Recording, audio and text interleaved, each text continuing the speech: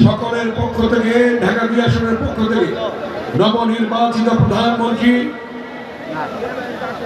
জনাব তারেক রহমানকে এবং তার মন্ত্রী পরিষদের সকল সদস্যকে আমরা অভিনন্দন জানাচ্ছি, ধন্যবাদ জানাচ্ছি, শুভেচ্ছা জানাচ্ছি।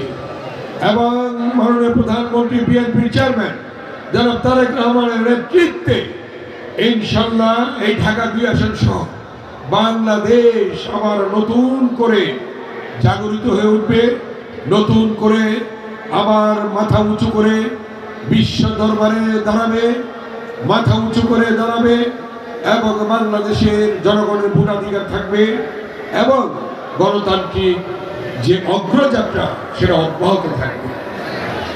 মাননীয় প্রধান উপদেষ্টা এবং সম্মানিত উপদেষ্টা পরিষদের সদস্যবৃন্দ একটি নিরপেক্ষ সুষ্ঠু নির্বাচন করেছে।